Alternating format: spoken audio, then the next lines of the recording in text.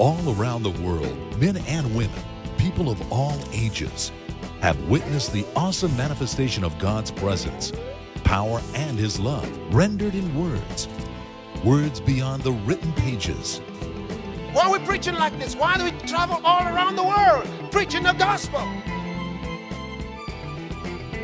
Because Jesus is coming again.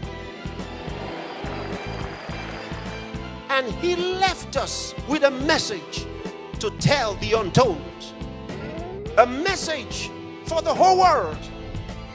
This message of faith in God and His unfailing word has brought about change in the lives of millions around the world, an improvement that brings many more to such meetings with the man of God, knowing that their lives will never be the same again. Today, we bring you excerpts from a special meeting with our man of God, Pastor Chris. Pastor Chris, worth hearing.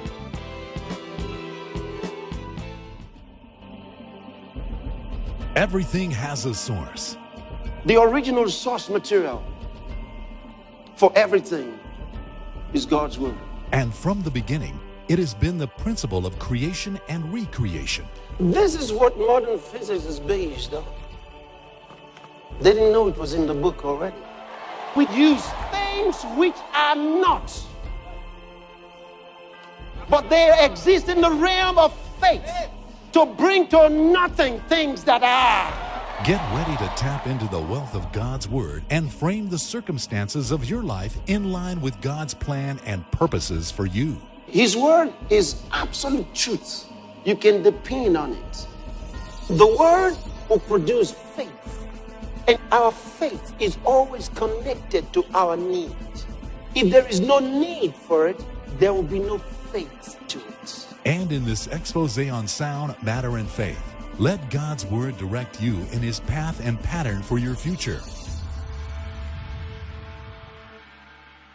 Glory to God.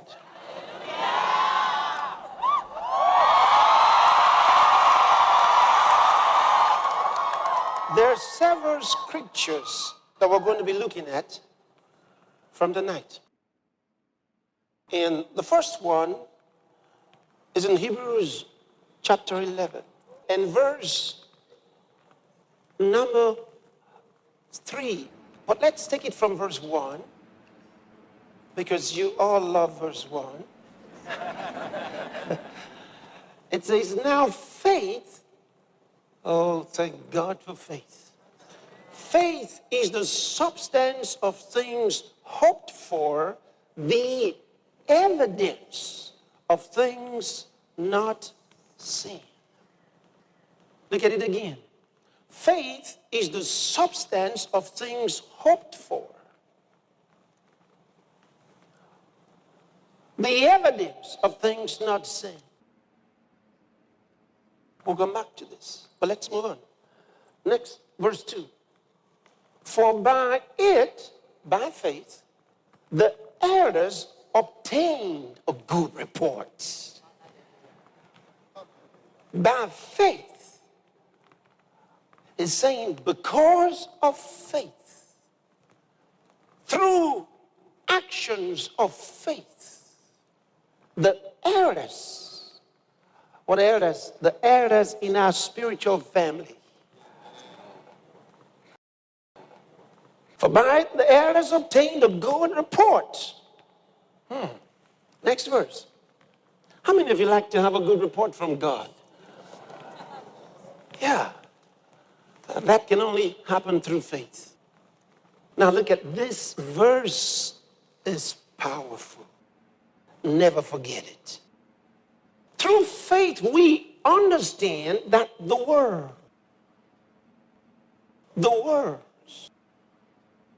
were framed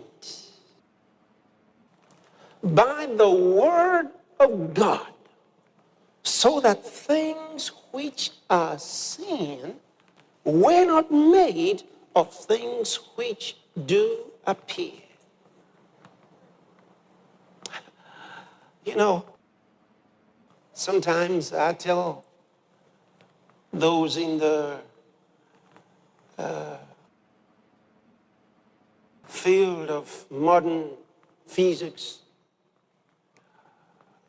The Bible already told us everything you're trying to think. It's already in the book. This is what modern physics is based on. They didn't know it was in the book already. Did you see it? Okay, now if you don't understand modern physics, don't bother about it.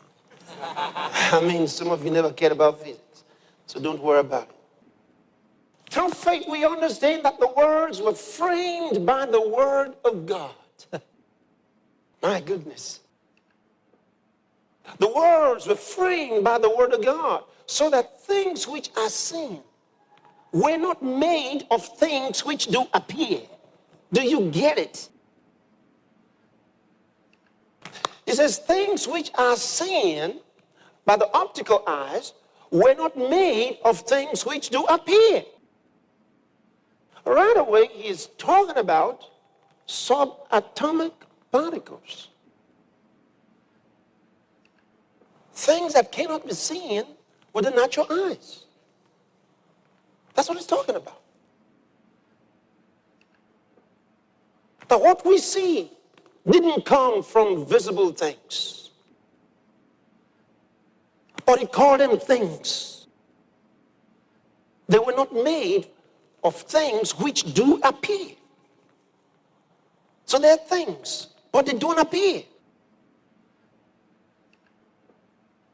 So there are invisible things by which God created the visible things of this world.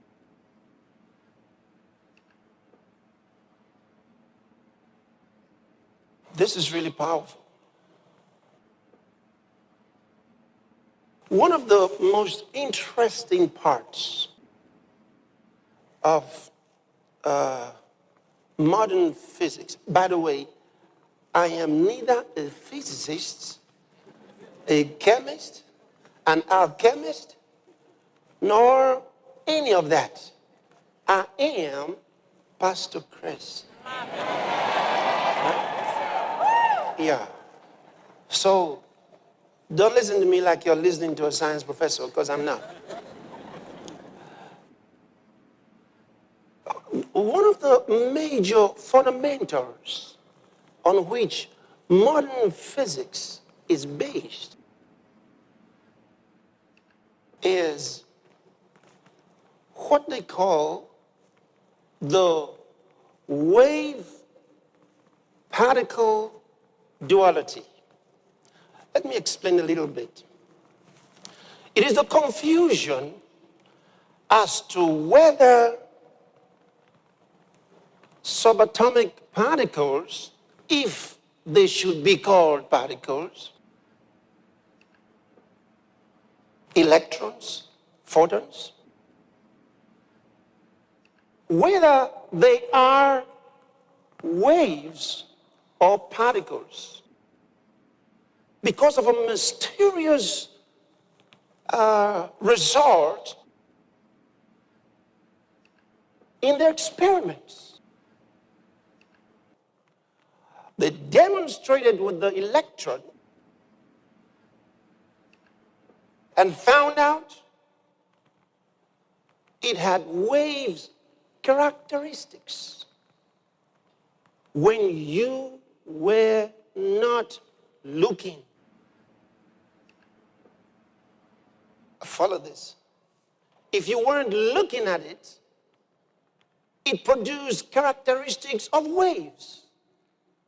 Meaning that if you were not looking at the electron, if the observer, the one who carried out the experiment, or the detector that was used, if it wasn't looking at the electron, it produced waves. Characteristics of waves. So they said that means the electron is a wave. But then, the moment you turned to look at it, it seemed to know you were looking. And before you could see it, it was a particle. How could it produce such patterns and characteristics of waves? And then when you try to measure it, to measure it, it turned into a particle. How could it be that intelligent? Now, the scripture's telling us something. How is it that you look at these things from which physical materials came to be? How could their very basic fundamental elements not be matter at once? That means they materialize and dematerialize depending on who's looking.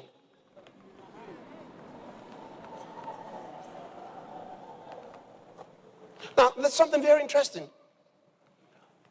So, if it's a wave,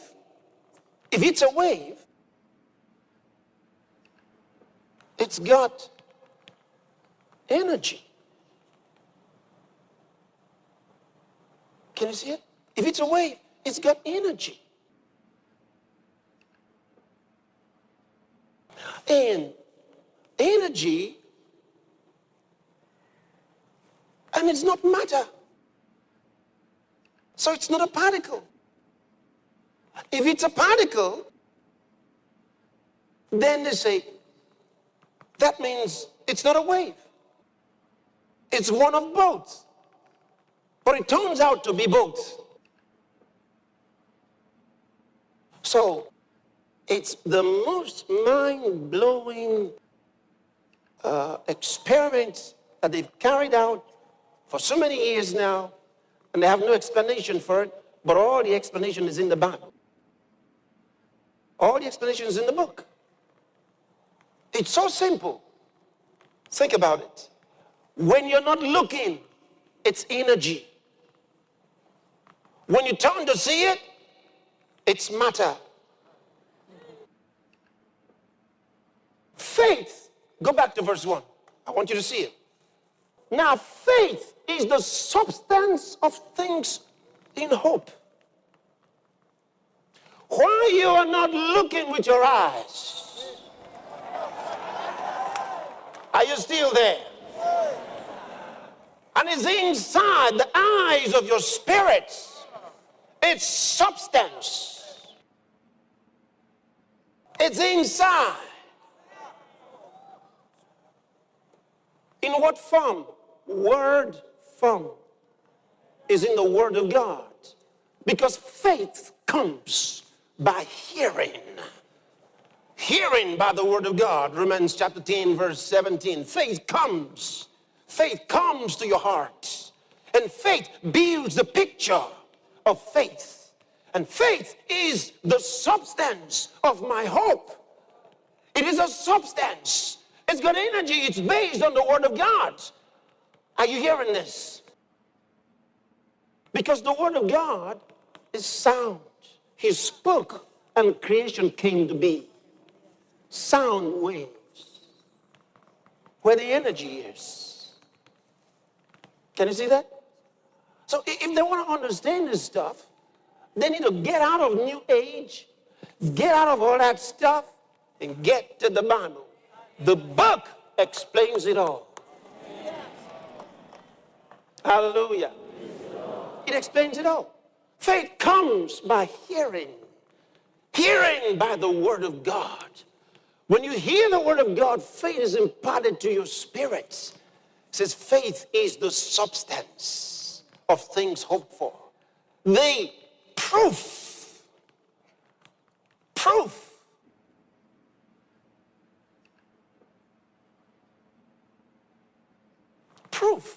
Faith is proof. Hallelujah. Tell somebody, faith is proof. Faith is proof. Say it again, faith is proof. Faith is proof. Faith is the evidence, the proof the cogency of evidence. You understand? Yeah.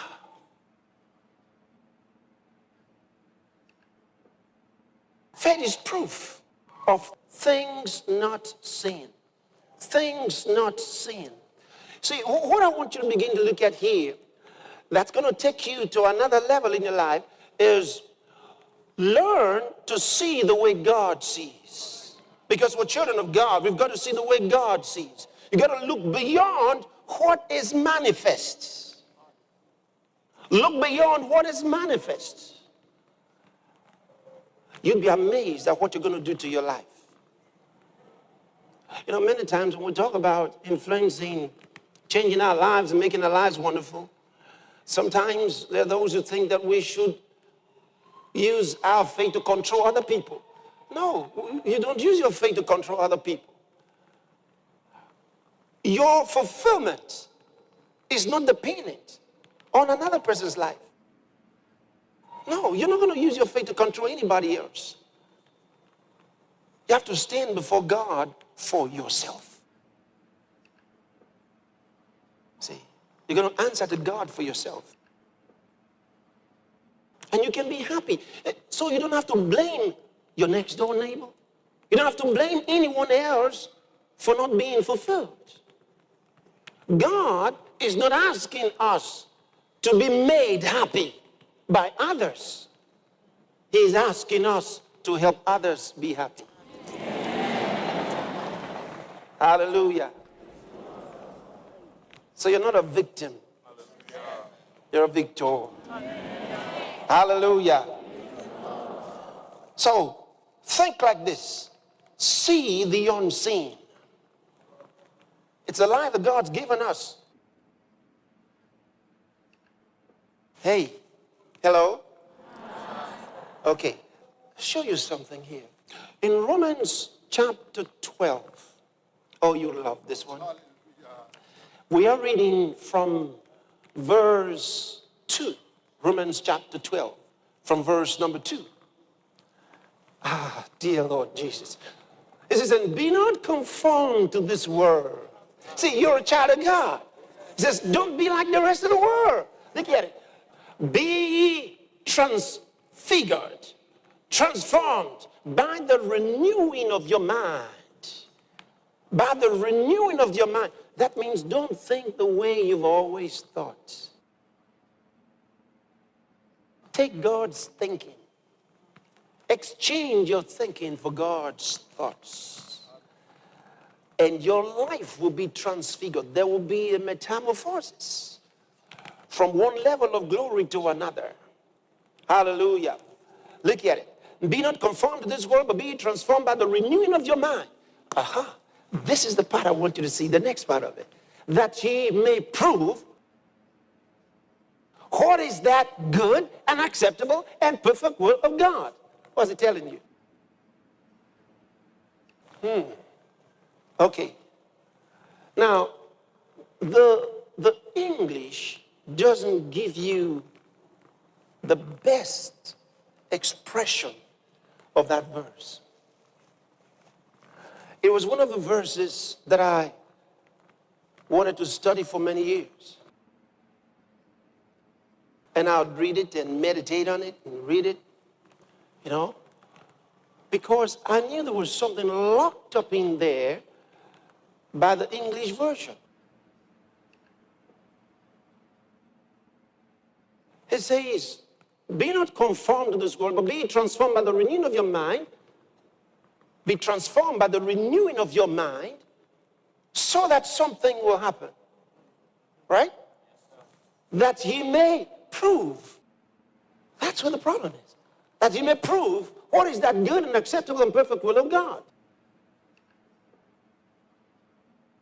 The word that's translated prove there is a difficult word. It's a Greek dokimazo. What it actually means, I'll give you the picture first. How many of you ever traveled to another country and you had to go through the customs section and they passed you through or passed your things through some machine to look through whatever you got to be sure you didn't have contraband, right? Or sometimes you even want to go to the plane. They take you through this security system and they check you. You know what they're doing? That's dokimazo. What they're doing is they are scrutinizing you to decide to allow you if you are allowable. That's dokimazo. You see it? That he may prove you are that God's man or woman, a child of God, who decides, you prove things of the good, acceptable, and perfect will of the Father to come into this world. You didn't get it yet. Follow me here. I want you to understand what this is all about. In 2 Corinthians chapter 5 and verse number 21, the Bible says, him who knew no sin was made to be sin for us, that we might be made the righteousness of God in him. We are the righteousness of God. We are his righteous ones. We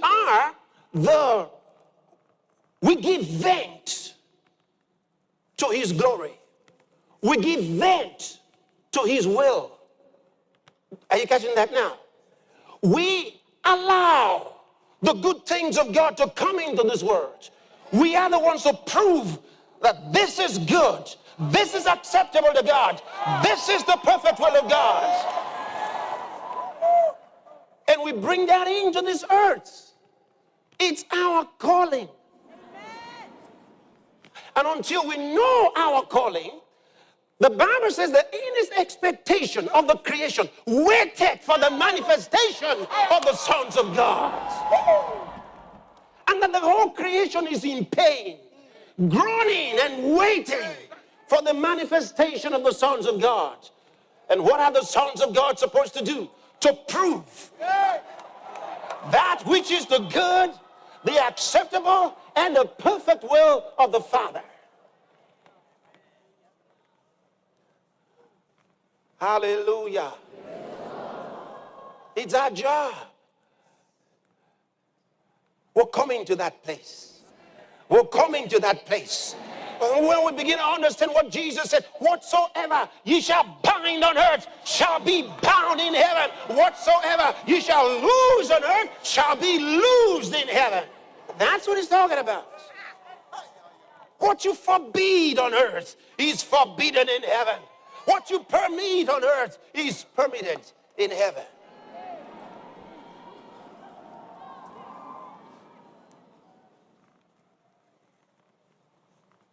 Are you following this now?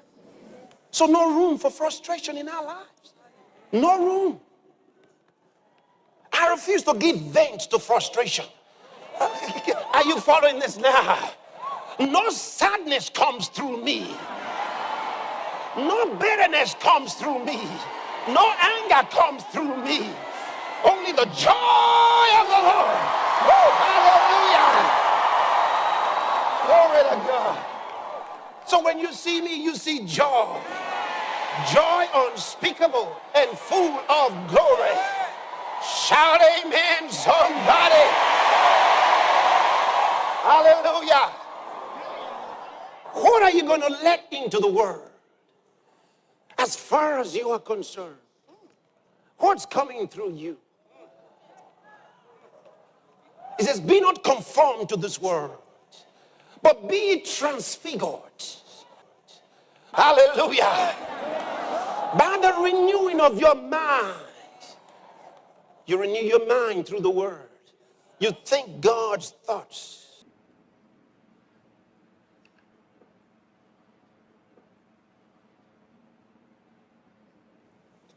I'm full of joy. I'm full of joy. I'm full of joy. Joy, joy, joy, joy. I'm full of joy. In the morning, I'm full of joy. In the noontime, I'm full of joy. In the evening time, I'm full of joy. In the night time, I'm full of joy. Joy. Hallelujah. Joy. Hallelujah. Joy. I'm full of joy. I give vent to his righteousness. I give vent to love, to joy, peace. When I come in, there's love. There's kindness. There's appreciation. When I come, you're going to hear, thank you. Yes, yes, yes. I tell people, never forget to say thank you. For the smallest things, say thank you. Let good things come through you. Yeah. Glory to Jesus. You're still here? Yes, Pastor. All right, let's take some more. Can you take some more? Yes, Pastor. Okay. Oh, glory to God. Things which are seen were not made of things which do appear. St. Luke's Gospel, chapter 17. Take a look at verse 6.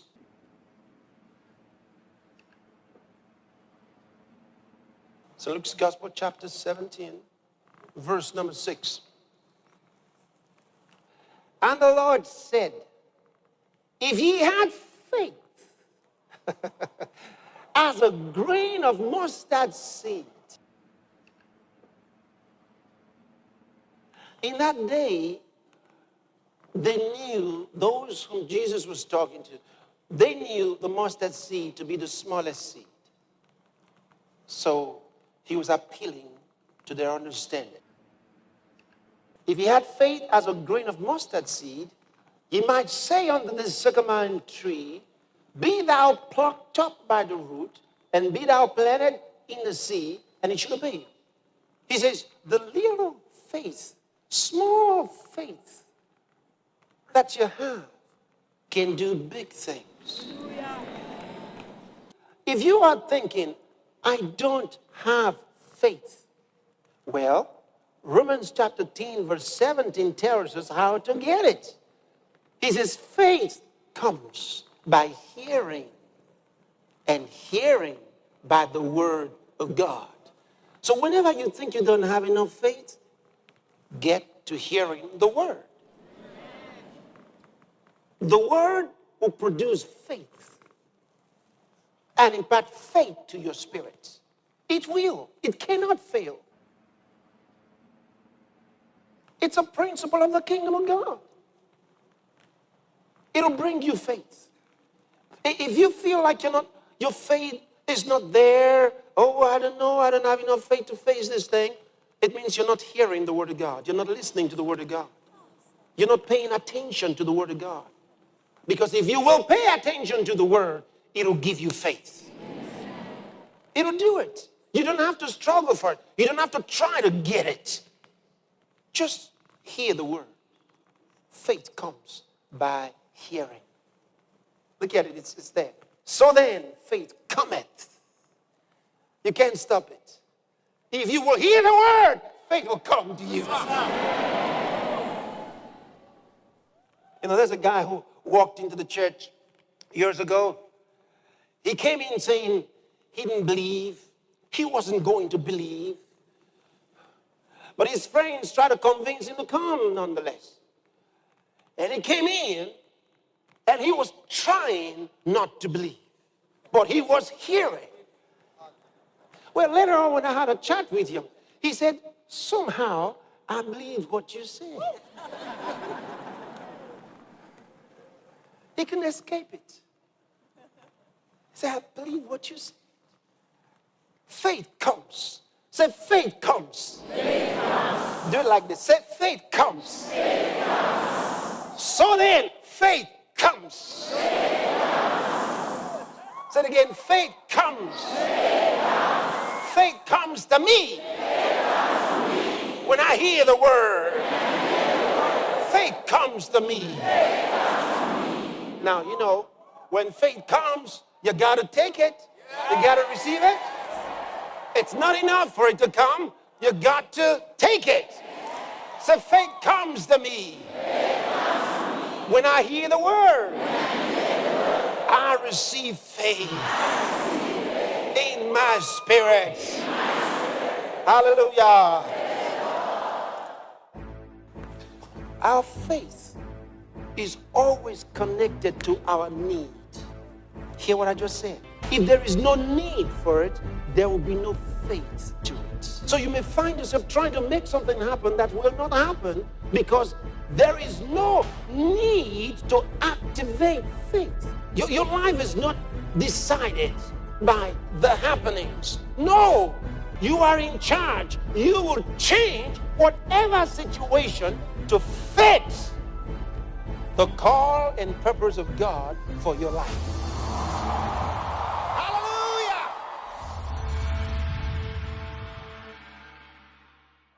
Glory to God. Okay, now let's look at another thing here. It's in Mark's Gospel, chapter 11. So looking at faith here. Words of the Master, Jesus Christ. It's in Mark's Gospel, chapter 11, from verse 22. You know, many Christians struggle and struggle and struggle for so many things. They're troubled about so many things. You know, because of their experiences. And suddenly, he's happy. And when he's happy, because everything is going all right. And soon as some things go the other way, oh dear, I don't know what to do. What's the matter? Oh, well, I don't know what's happening in my life. See, it's happy when things are all right. Things are all right. Circumstances, things happening around him are all right. Then, when they're not happening right, he goes, oh. Knocks out his joy now. Oh. Did you ever see that worry-looking face? Some people look older because of that. They're like this all the time.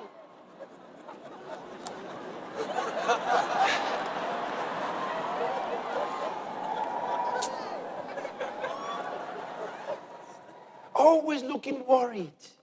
They feel like if they don't look worried, you're not going to know what they're going through. So they want you to know what they're going through. You know what that's called? Witchcraft.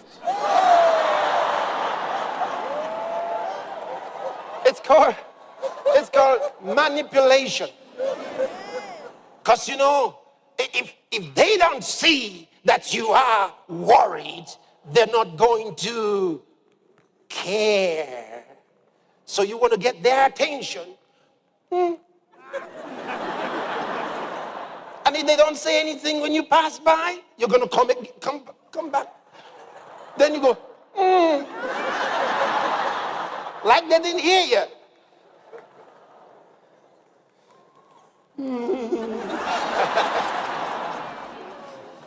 That's witchcraft.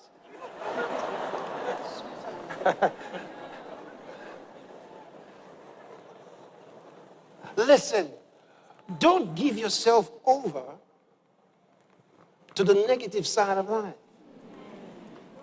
Don't do it. Don't do it.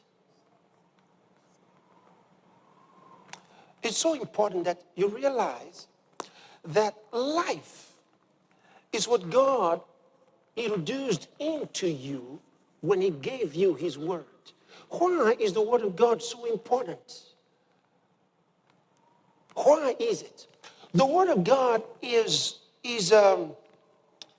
how do you quantify or qualify something of this nature? Something that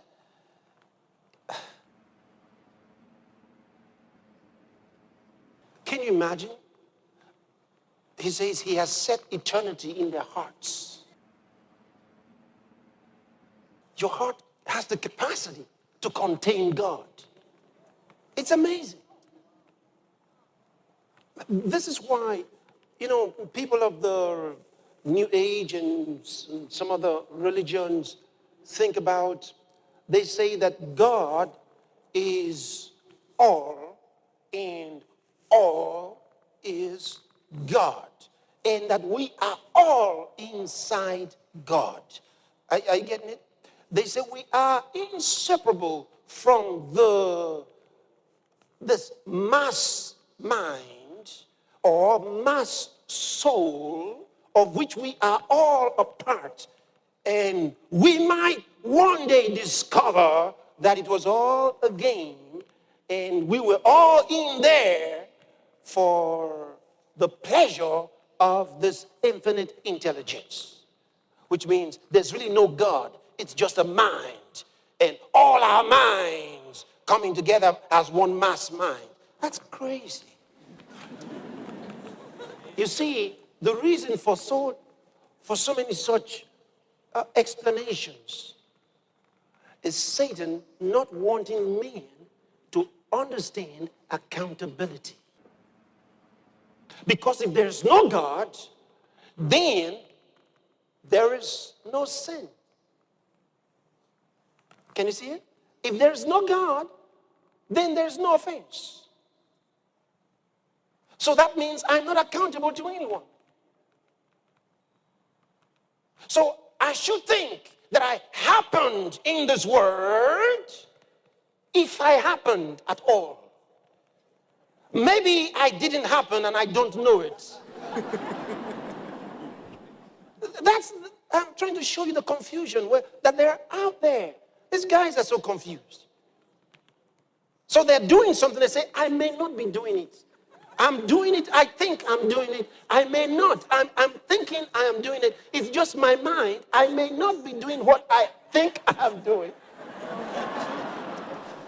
Who could be more confused than that? But listen to Jesus. He was so definite. He was so clear. He called God his Father. He told us where his Father was. He didn't say, well, my Father is in the spirit realm. He didn't talk like that. He said, my Father is in heaven. And then to know where that heaven was, he said, above. Then you start looking around what that above is. Not east, south, or west. Geographical location. He was talking about spiritual location. He said, above, a spiritual location. And he proved it by his ascension. When he ascended, they saw him with their optical eyes. They saw him ascend and go beyond the clouds. That's part of history. Never forget it. Hallelujah. And one of these days, he's coming again. And that's the reason for all this. That's why we're here. Because Jesus is coming again. And we want him to find us busy doing what he told us to do. He's coming again. He said, if you love me, keep my commandments. Do what I told you. I want you to come and find that I'm doing what he told me to do.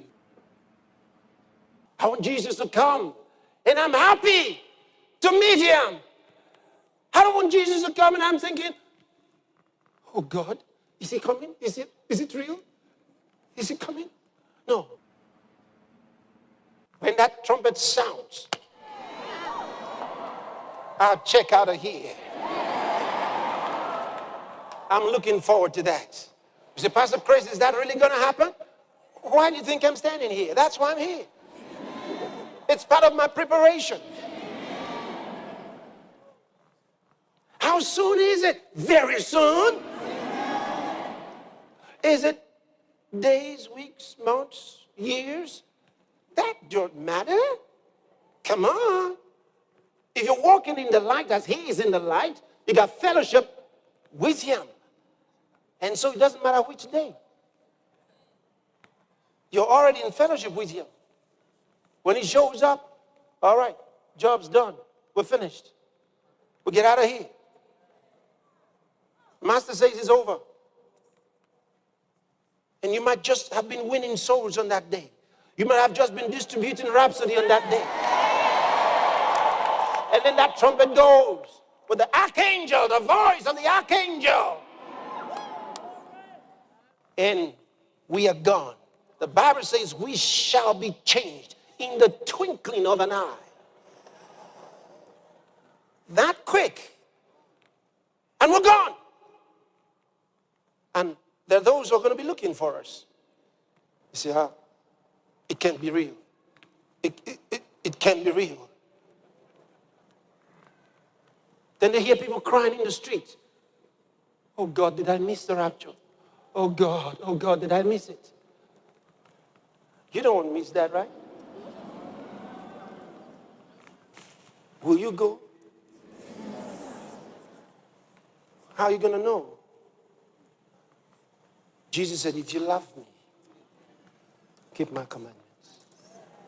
If you love Jesus, do his will. Live for him. Live for him. Don't let your life be conditioned upon this earth.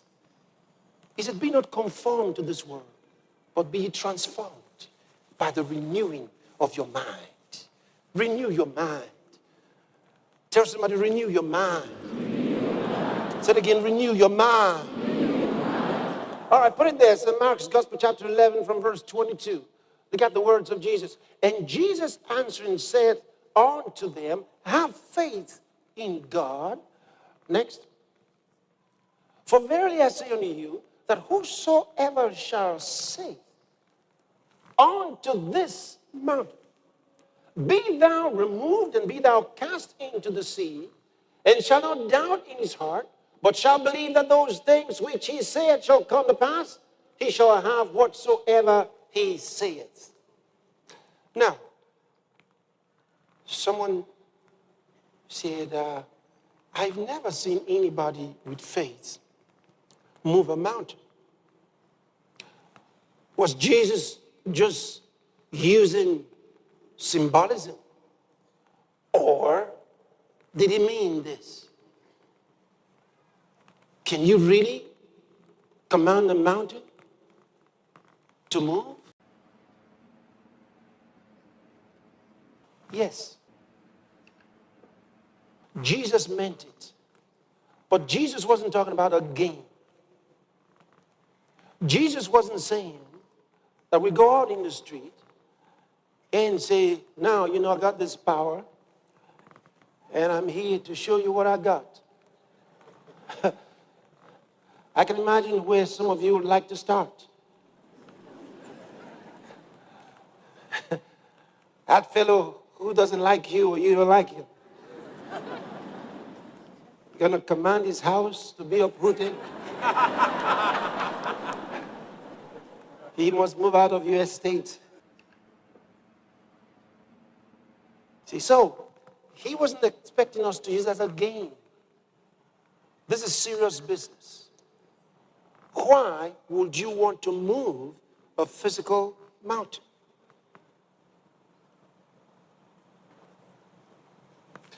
Our faith is always connected to our need.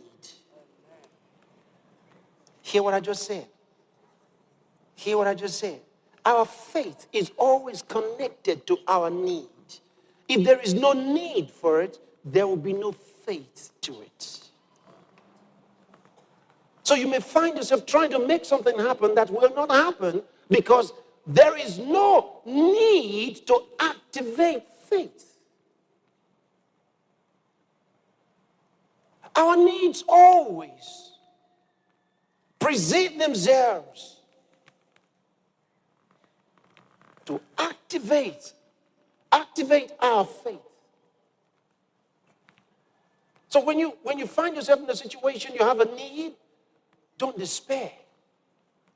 It'll activate your faith. That woman,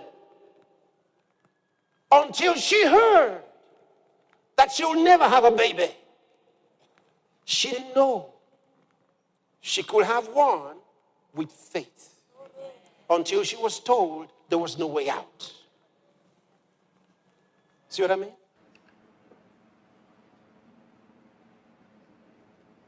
The fellow who was healed of cancer didn't know he could make it happen until he was told he had 1 month to live. And his faith was triggered. He said, I shall not die, but live. And it happened. Your need triggers your faith. That means never be overwhelmed with your need.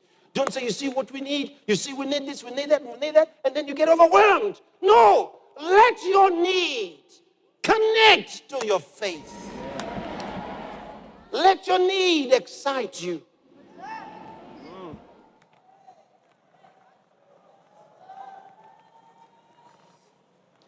Let your need excite you.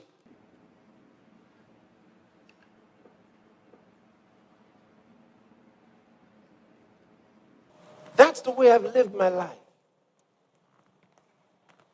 When I connect to a need, I overwhelm my need with my faith. No need overwhelms me. I refuse. I refuse. You know, one day I was having a conversation with the Lord and I was saying, Lord, I said, you've so trained me, I cannot think differently. I said, Lord, I find it difficult to think thoughts of defeat, thoughts of needs. I said, I find it difficult. I find it difficult. I can't think the other way. My mind has been conditioned by the word. It's called the wisdom of the righteous. Phronesis. The wisdom of the righteous. You are separated unto the wisdom of God. And when you're separated unto the wisdom of God, it makes no difference what happens. Your life is not decided by the happenings. No, you are in charge. You will change whatever situation to fit the call and purpose of God for your life. That's the way you see things. As you walk on your way, you are coming with power. Are you hearing me? Look at your path. Every one of us has a path. Every one of us has a journey. You understand? You are on a journey. And as you're going, there's something you will meet on the way. For David, there was a bear and there was a lion. And then after that, there was a Goliath. Then the armies of the Philistines. And then lots of other armies on his paths. But he defeated all of them. I'm not sure what's in your path. But there's surely something in your path. There's something in your path. What are you going to do when you get there? What are you going to do? Are you going to be pleading, oh God, please do something? Oh God, I didn't know this was in my path. Listen, there's something in your path. You're not going to just run free. No, it's not the will of God. You're going to get somewhere and you find that masked devil. It doesn't matter what he's wearing. You say in the name of Jesus Christ. Get out of my way. You know what? When you do that, some will fall away. And you keep journeying. You get to another one. And you say in the name of Jesus Christ. Get out of my way. It will not move. And you step back and you say in the name of Jesus Christ, I command you So get out of my way. It's still standing there. You say in the name of Jesus Christ. Now you get ready and you say, get out of the way. You push it down. Are you hearing me? So you push it down. After that one, there's another one. When you get to that one, you say in the name of Jesus, get out of my way. It's still standing. You say in the name of Jesus, I push you down. It's still standing. And you go back a little bit. You speak in other tongues. Are you hearing me? And then you say in the name of Jesus Christ, you walk through. Hallelujah. By the time you walk through, you will look back and see he wasn't even there. I said he wasn't even there. It was a mirage. Are you still there? Now you can understand when God tells you, don't worry, it is nothing. When you face the biggest troubles, that's what the Spirit says. The small ones, He lets you train your faith. You talk and you kick and you push. When you get to the bigger ones, God says the battle is not your battle. Oh, my God!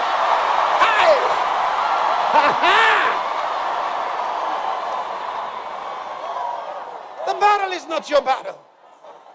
He says, don't worry. You don't need to shout. You don't need to kick. You don't need to push. Just keep going. Hallelujah.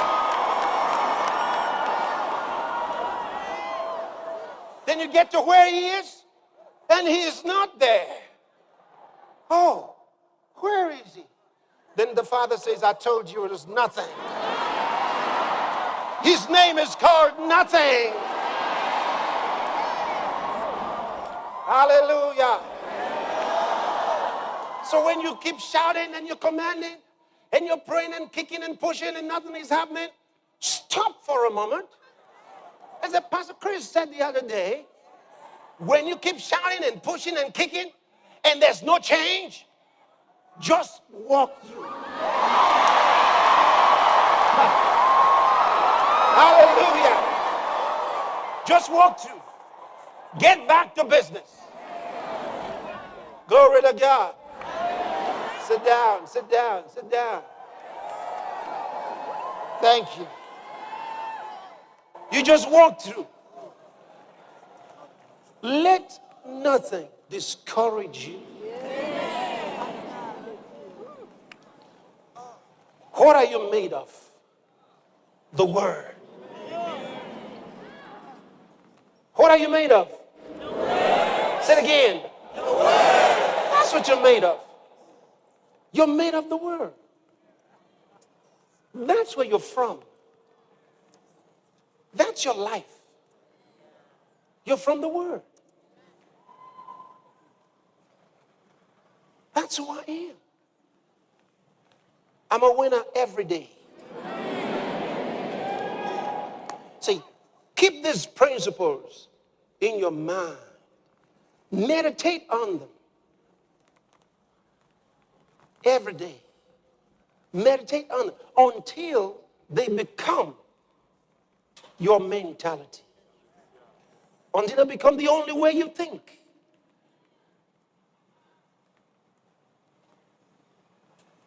It's not possible for me to be discouraged about anything. Discouraged. It's not possible. Discouragement files were deleted from my system a long time ago. Don't get discouraged. In 1980, God spoke to me. He said, one thing I require of you. He said, be strong and very courageous. And I've kept to it. He said to me, be strong and very courageous. Then he said, have no fear. No man shall be able to stand before you all the days of your life. That's what he said to me, 1980.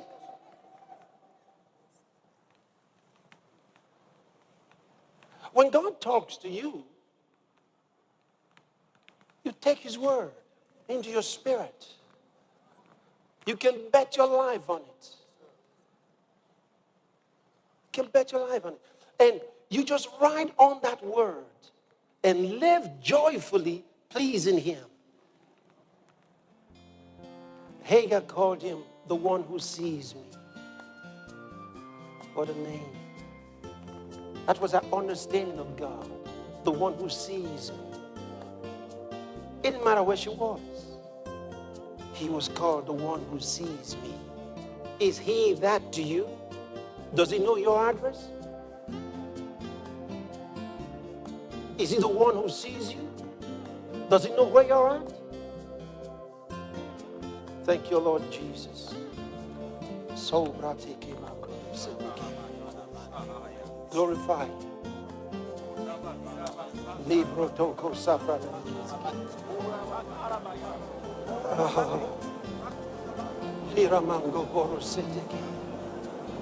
He's the one who sees me.